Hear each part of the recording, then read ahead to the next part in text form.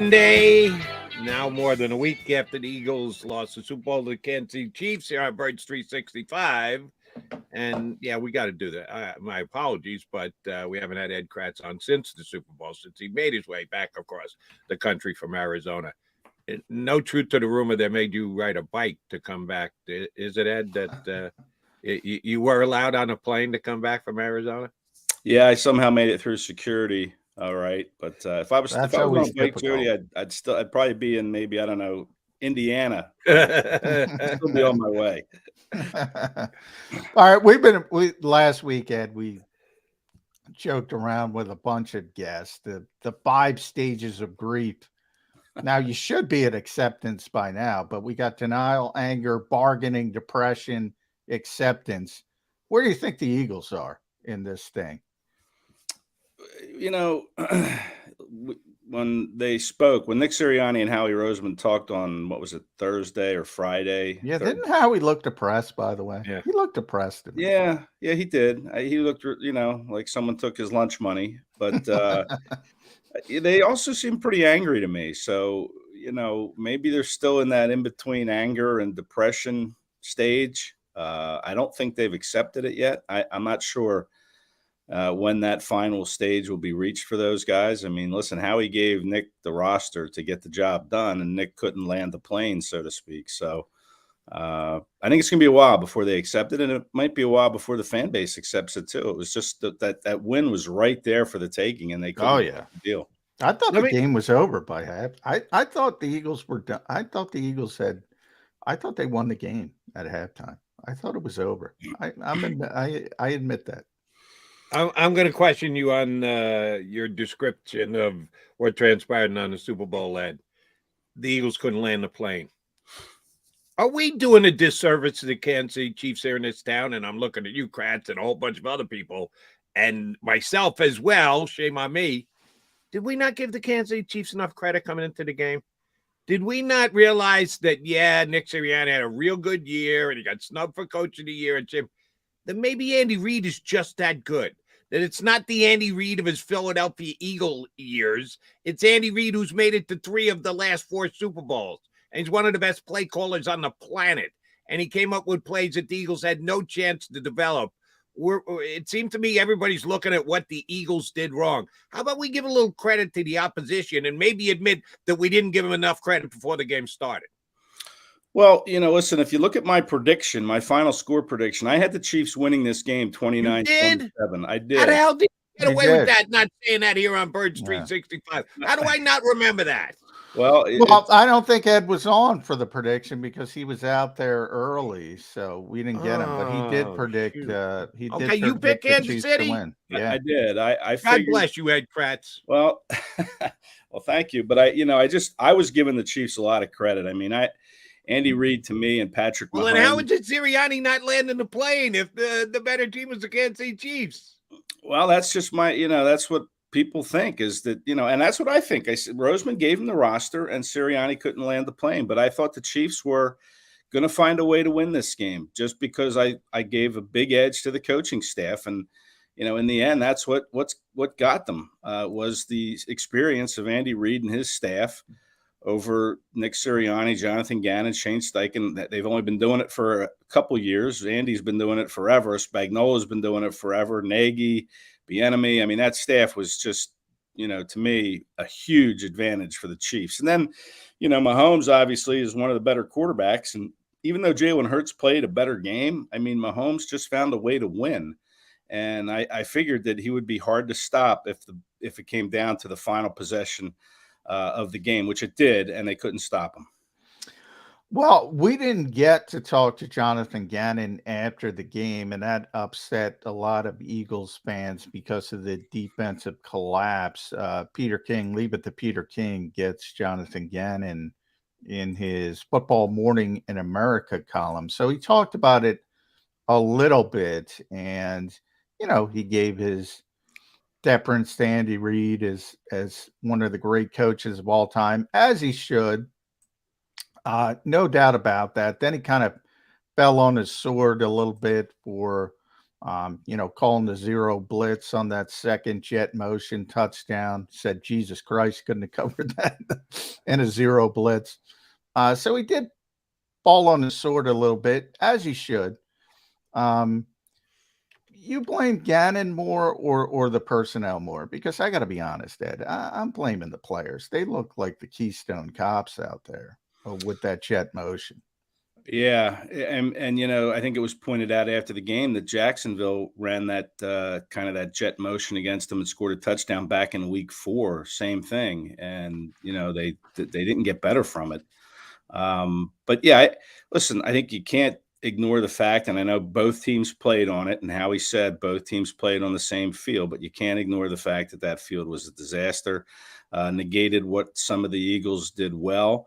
But even with that said, even though they didn't get any sacks, they still held Mahomes to, I think, 182 yards passing. Yeah, 182. I said before, if I gave you 182 before the game, Ed, for Patrick Mahomes, I think Jody, I think everybody in Philadelphia would have said, yeah, I'll take that. I'll take that. But boy, it doesn't seem like that after the game was over. No. And, that's about what the average yards the Eagles pass defense was giving up in a game. I think they came in giving up 179 a game. So that was the number one passing defense in the league. So, they did their job even without getting sacks, but it was the ground game that, to me, really killed them too. I mean, when was the last time an Eagles defense gave up, I think it was 158 yards rushing to a team? That's what the Chiefs had. And that really, and even Sirianni alluded to that, as they really got their run game going in the second half. And Isaiah Pacheco, if nothing else, he showed the Eagles that let's not bring back Miles Sanders. We can go out and find a running back in any round of the draft, just like the Chiefs did with Pacheco out of Rutgers in the 7th round. And he really beat him up. And that was surprising to me, was that the Chiefs were able to run the ball as effectively as they did. And Mahomes only throwing for 182 was a big surprise too. So, those two factors, and then the bad field played a part in this as well. I think very slippery track. That did not do the Eagles any favors. All right, since the game is now in the rearview mirror, and we're going to start to look forward to what the Eagles in 2023 are going to look like, because of one particular play. Well, no, I shouldn't say that. It's the exclamation point at the end of the sentence, the punt return in the Super Bowl. But let's be honest, the Eagles special teams weren't all that good all year anyway. Yet when asked about it, man, did Nick Sirianni come to the defense of Michael Clay quickly and strongly, that Michael Clay's that our special teams improved. Not the way I saw it. Does this team have to look at its special teams in two ways, Ed? Coaching and additional players, and maybe a little bit more emphasis on the guys you pick up who have good special teams resumes. Will the Eagles address their special teams this offseason? Well, I don't see how they can't. I mean, Michael Clay aside, look at Aaron Sippus. That was a 35-yard punt or so that Tony took back 65 yards that really changed the complexion of the game, in my opinion. You need to start. And real quick, Ed, that the bigger thing was he kicked it the wrong way. Yeah, they had the coverage going one direction. He kicked it the other direction. Yeah, it was terrible. It was just and listen, that's where it has to start. They have to find a punter that is NFL ready, and whether that's in the draft or in free agency, they can't bring Sippus back. Nobody asked Sirianni or Roseman about Sippus, but clearly he can't come back. So. You get a punter, maybe you upgrade a little bit. It was interesting because Sean Bradley, their special teams star from a year ago, and probably didn't have the same kind of year this year, and he was on IR, didn't play in the Super Bowl. And then Kyron Johnson, a guy who they drafted to be a special teams player, he wasn't even active for the Super Bowl. So, yeah, there has to be some upgrade in personnel on that, in that phase of the game. And it starts at punter. I mean, Michael Clay can only do so much, but if your punter's shanking one to the wrong side of the field and it's only going 36 yards, that's a problem. And that's not a problem on Michael Clay. That's your punter that can't get the job done. So, listen, Aaron Sippus, good guy, but it's time to move on and find a new punter. It was probably time to move on from Sippus last year. And when you look at the roster Roseman gave Sirianni, one thing he didn't give him was a punter. that was a big deficiency on this team, and it really came back to bite him in the Super Bowl. Yeah. And, I think they wanted to get Aaron involved in the Super Bowl. Remember, he hadn't kicked since December 11th. They Right. probably should have just let Brett Kern. Not that Brett was great by any stretch of the imagination, but he's probably not going to make that kind of mistake as a veteran punter. And I think maybe that was a feel-good moment. They were trying to get Aaron back in the mix, and I think that was a mistake. People don't look at it and say special teams, but I think that was a big mistake. I want to shift to the coaching staff. You mentioned, and I think you're right. I mean, look, Andy's Andy. He's great. First ballot Hall of Famer. You mentioned Eric Bieniemy now going to Washington, so he's going to be in the division as a coordinator, assistant head coach. A lot of veteran, sort of proven talent on that coaching staff, but it's the Eagles coaching staff that's getting picked apart. Shane Steichen, Jonathan Gannon, now Nick Rollis is gone, youngest defensive coordinator in the NFL. We went back to last season. It's very rare, Ed. You had continuity on the coaching staff.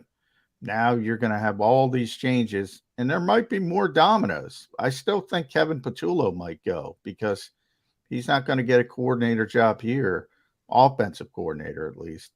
How important are these coaching staff losses? Well, yeah, I think they're pretty big for sure.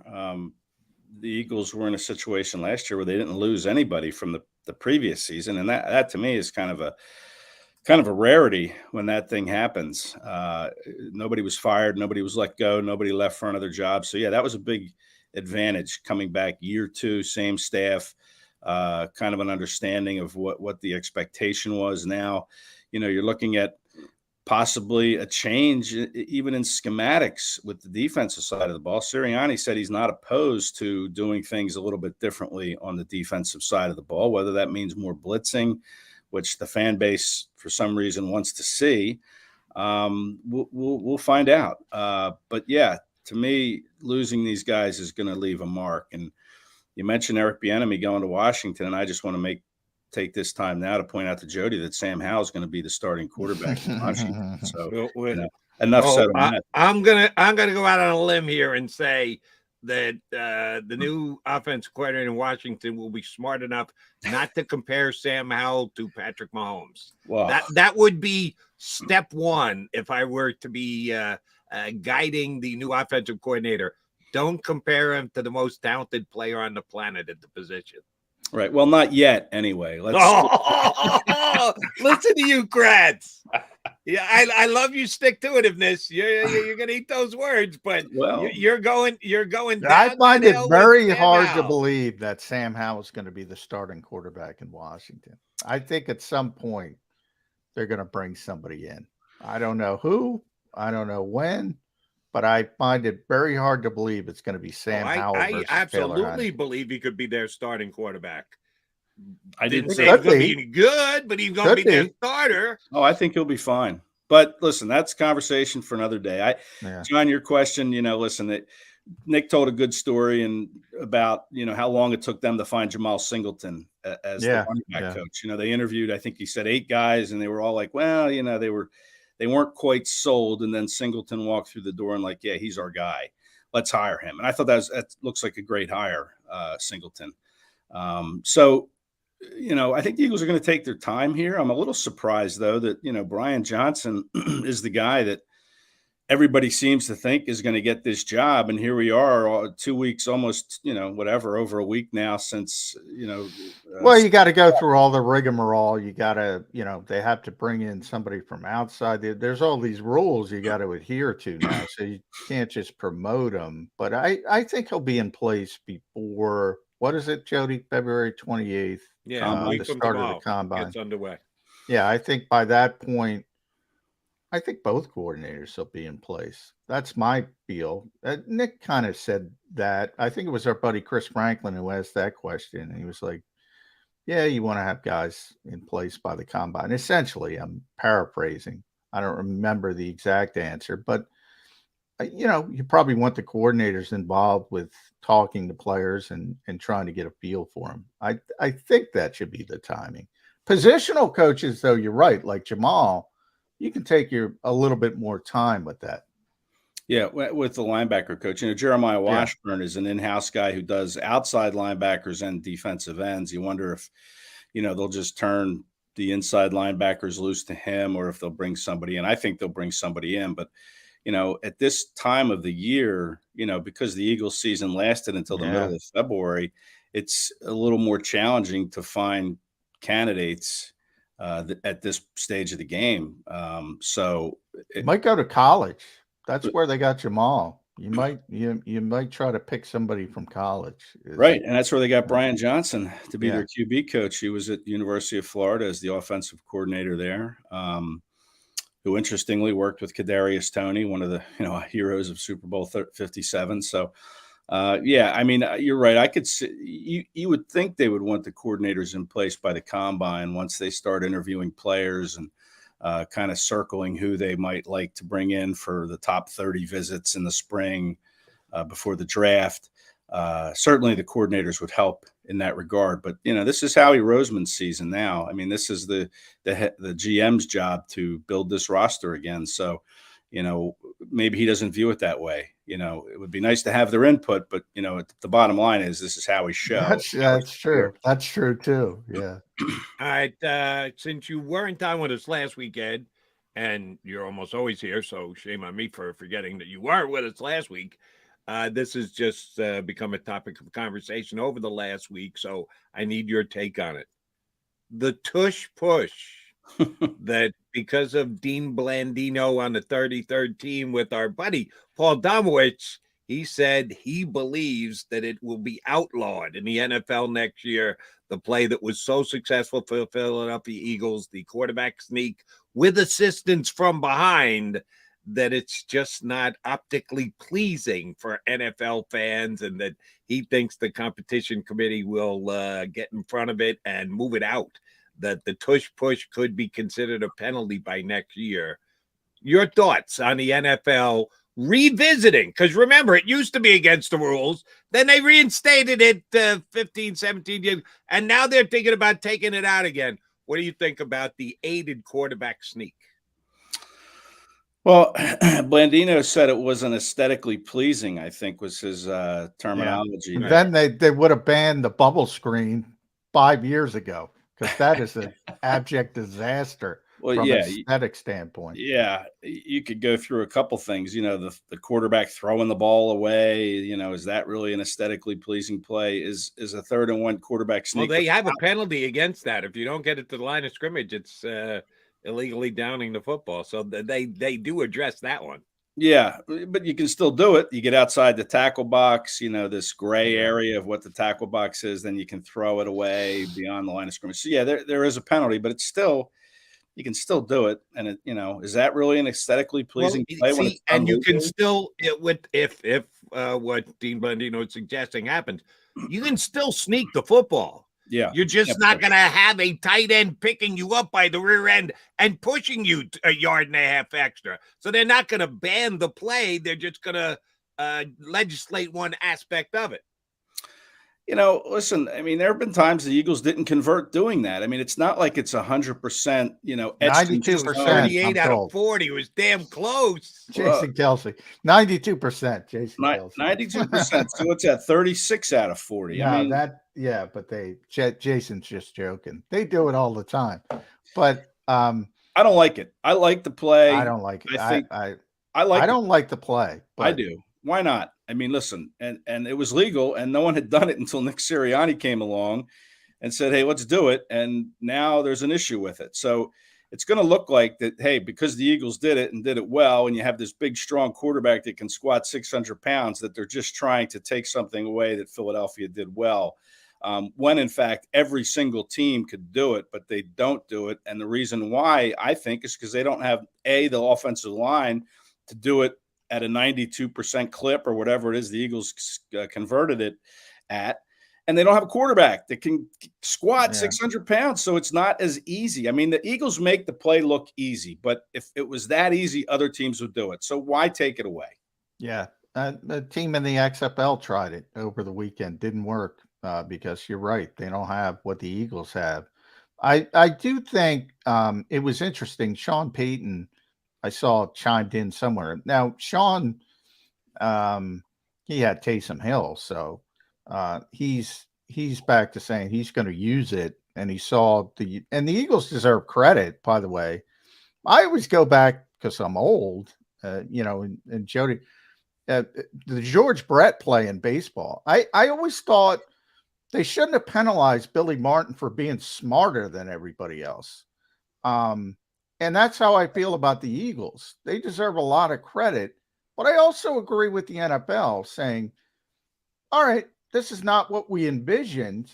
So after the fact, I have no problem. If they want to go there and 3/4 of the team say, we don't want to do this anymore, I have no problem with it. But the Eagles deserve credit for finding something nobody else found. And they'll always deserve credit from my standpoint. But I have no problem with the NFL either. I've been predicting for months. Jody knows this. They're going to change that play because it's not what they envisioned. So they called it the spirit of the rule in baseball. They don't like the spirit of it. I have no problem with that. But give the Eagles credit for finding the loophole, taking advantage of the loophole. And see, you just said the key word, John. It's loophole. Loopholes are great. That's what you're paid to do is find loopholes and take advantage of loopholes. But then the powers that be have the right to close the loophole if they so desire and go, no, it's the rugbyization of the National Football League. That's not what we're looking for. So they can take that advantage away. I'm with you 100% on this, partner. Give the Eagles credit. Give Jalen Hurts credit because he's the guy behind it all. But if the NFL says, thank you for opening our eyes, Philadelphia, to the fact that it really isn't what we want our game to look like, they got every right to shut it down if they so desire. Yeah. Well, you know who I give credit to is the person that coined the word tush push. Where did that come from? Who started saying the tush push? Because I love it. It makes you giggle. It brings you back to your middle school days again when you hear that tush push terminology. Well, it used to be the bush push, because USC did it in a high profile game against Notre Dame. And that looked bad. Notre Dame probably should have won that game, but I mean, I've been saying all year, I probably said it to you in the press box, Ed. I don't like it. I don't like it. But consistent I give the Eagles credit. I don't blame the Eagles. It's tremendously successful play, but I thought they're going to change this. And listen, I don't even know if they need, Goddard and Sanders and whoever else was behind Hurts on that play to push him forward. I mean, I think Kracz is strong enough. Yeah, he is. And they'll be tremendously successful on quarterback sneaks next year, even if they ban it. They'll be tremendously successful. They don't need quite as successful. Yeah. But. One last thing on this, and then I promise we'll move on, Ed. I guarantee you, when they take the play out, it will be described as a very difficult play to referee. That will be one of their explanations as to why they're taking that out, because it's this massive humanity that you can't tell if there's been the stoppage of forward motion, because the defense, the guys pushing from behind him are moving, but it's Jalen still actually moving on the play. You can't really tell. So they're going to say we had a very difficult time, even with instant replay, judging it. So we are going to. But why I brought up Sean Payton, you need 3/4 of the teams to change it. If a bunch of coaches are looking at it and saying, I want to use that, they might not change it.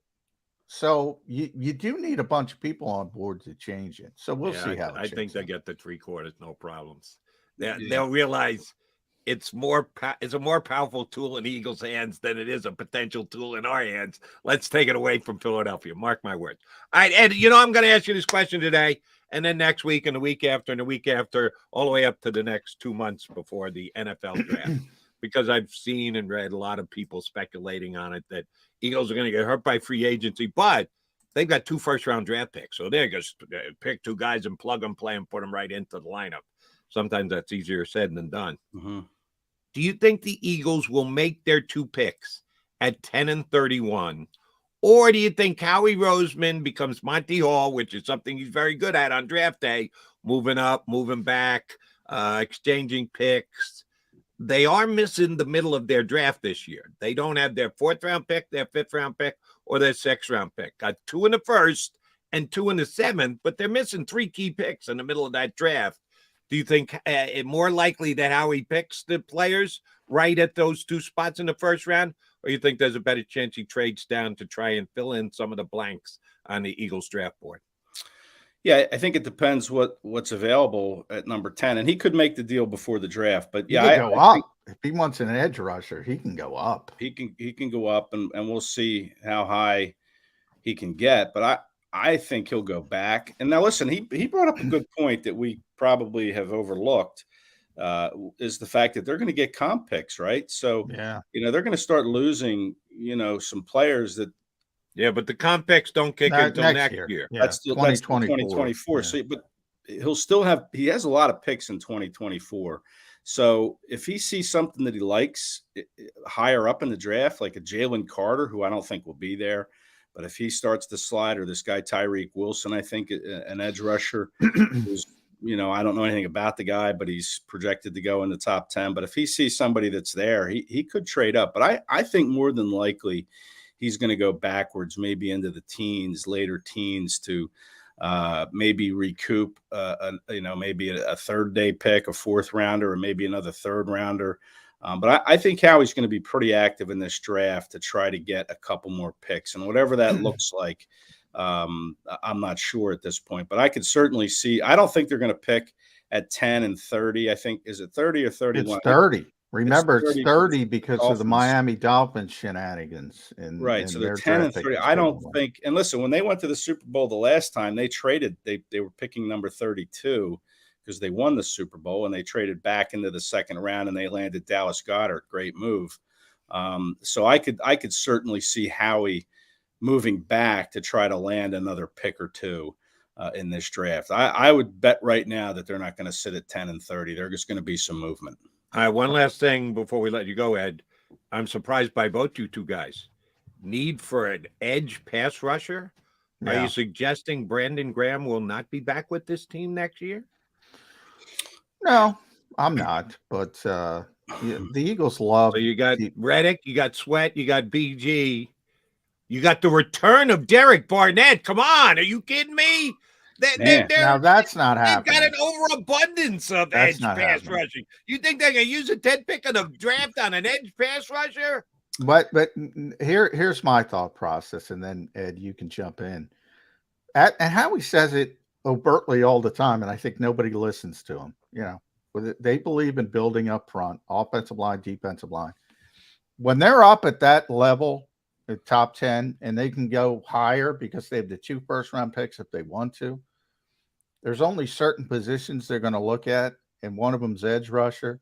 I'm saying if they like somebody, if they're in a position to get them, man, they always offensive, defensive line. And it could be Carter. It could be the interior guy. He's more of an interior guy. They have a lot of question marks. Brandon's not going to be around forever. High enough to get Will Anderson.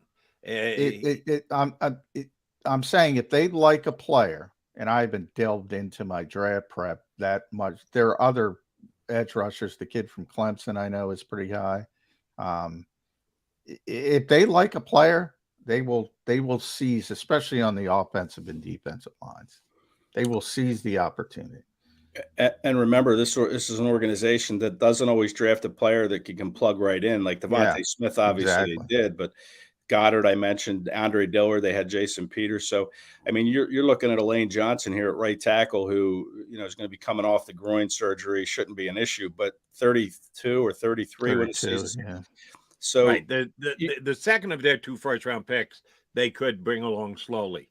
If you're picking at number 10, or you guys are suggesting potentially moving up from number 10 to an even higher spot, you better damn well be able to be plugged right in and play day number 1. Yeah, for sure. And that would happen probably on the defensive line. I'm not sure. I think with BG and Cox, don't you? I think you almost have to cut those guys by designate them like a post June 1st release, and then maybe try to bring them back on a 1-year deal. Graham wants to keep playing, and he wants to play in Philadelphia, but we'll see what he'll play for, and we'll see what Howie offers him. But I think Graham will be back. But listen, he's 34, 35. I mean, he's obviously long in the tooth. They need to find an edge rusher that they can bring in here and be ready to take over when that day comes and get some snaps now. I mean, BG played 18, 20 snaps a game. I mean, that's his role. So, is Barnett coming back? He's got the 1 year still on his contract. They may have to renegotiate that. Boy, he might, but I doubt it. But I never say never with Derek. If they don't get an edge rusher in the draft, they might bring him back. Another 1 year. Howie Roseman this past year had an A+ offseason, despite that signing of Derek Barnett, which I'm sorry, that was an L. And it's maybe the only L that Howie took. Well, so was the think about it, Jody. If you want to call that an L, think about it. The only other L might have been Robert Quinn. So they're always looking for extra edge rushers. Always. So Howie will not learn from his mistakes. That sometimes you can overdo edge rushers with if that's the only place he's got an L. Oh, let me go back there even more. Remember, guys, 70 sacks isn't good enough. That wasn't good enough, so they better get some pass rush somewhere because I don't know if they can replicate 70 sacks. Of those 70 sacks, how many did Derek Barnett and Robert Quinn get? Oh, that's right. Well, come on. Derek got hurt in week 1. Come on. All right. Eddie Kracz, always a pleasure. Glad you made it back safe and sound from Arizona. We'll be getting you up each and every single week. Thanks for jumping in with us today. All right. Thanks guys. Have a great day. Ed Kracz, Sports Illustrated, here with us on the Birds 365 JAKIB Media YouTube channel. He's McMullen. I'm McDonald. That would make us Mac. By the way, I got to get in. I was told like, share, and subscribe. I got to get that in more. You and I both. Share, shame on us. Shame on us both. And we have to do some more because checking the number down a little bit from the lead up to the Super Bowl, baby. When we were going still pretty high though. Still pretty high. For you 300 and change, they're streamed in right now. Thank you. Hey, if you got to go, here's the beauty of this show. And we don't emphasize this enough either. You got, you're at work. You can't, the boss called you. Oh, shoot, the memo came down. I got to shut off Birds 365. Understood. You got to get on with the rest of your life. Oh, we're there forever. We're there for infinity. You always come back and watch it after the fact. Say, I don't want to miss what McMullen had to say. You can stream out and then stream back later on. That's the beauty of it. And when you do, hit that like button. He's McMullen. I'm McDonald.